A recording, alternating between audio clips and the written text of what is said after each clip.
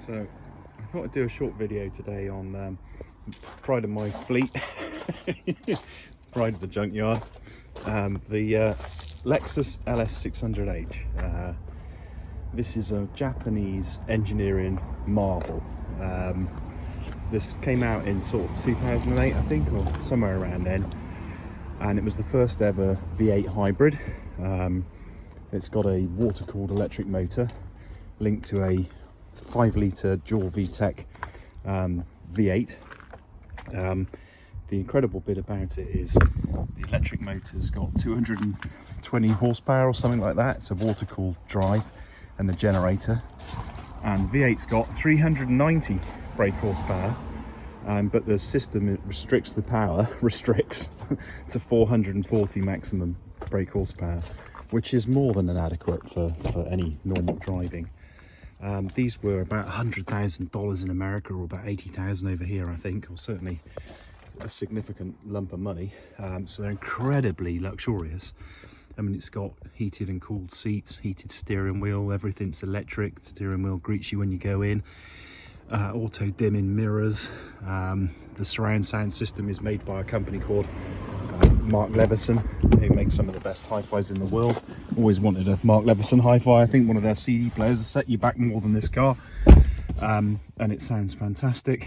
It's got seats in the back that recline, also heated and cooled, and you can control them from the rear. I mean, the kids love it. It's got a drop-down telly that comes down here, and you can watch DVDs and stuff. There's some headphones that come with it that link to that, sort of noise-cancelling headphones. Dolby surround sound. It's just a lovely place to be inside. But what's incredible about it is the miles per gallon. You genuinely can get over 30 miles per gallon in one of these things on a run, no problem. You can get it up around 35 if you're a bit easier on the left foot, and then just using the power when you need it.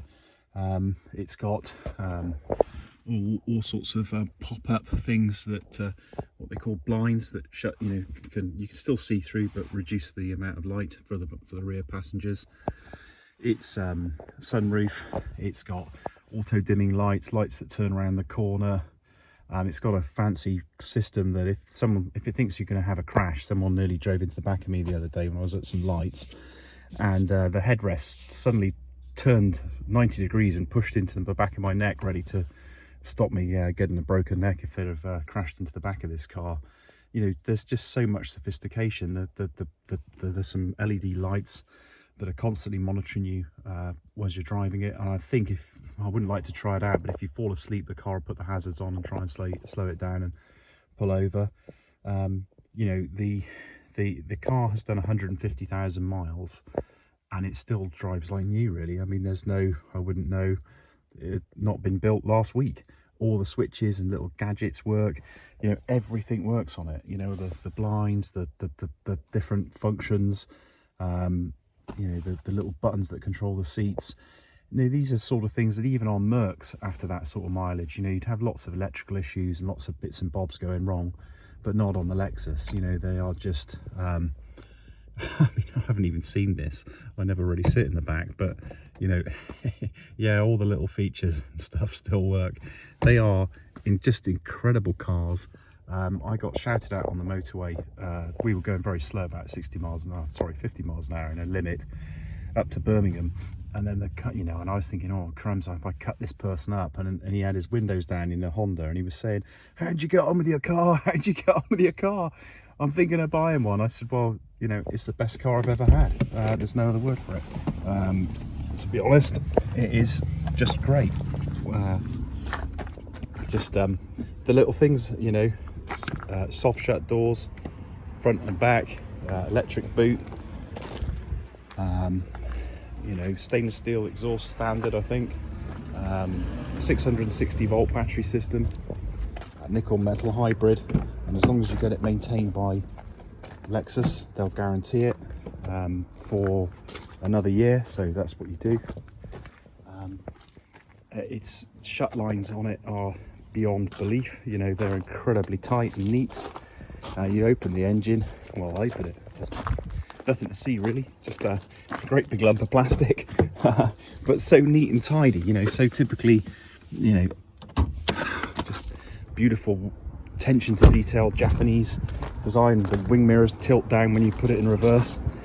It's got auto wipers, you name it, it's got it. And you know, I paid what, £8,500 for this. You know, at the time I was paying a fortune per month for a little Honda, and okay, you know, there could be, you know, if something goes wrong with it, I'm sure it'd be a lot of money, but it just seems like nothing's going to go wrong with it. It's famous last words, but it seems so well built. It's just on a different level. I believe they even made them out of high tensile steel instead of ordinary steel because, well, it's stronger, it's safer. It's got airbags just about everywhere. So if you are contemplating one of these cars, it's got adaptive suspension.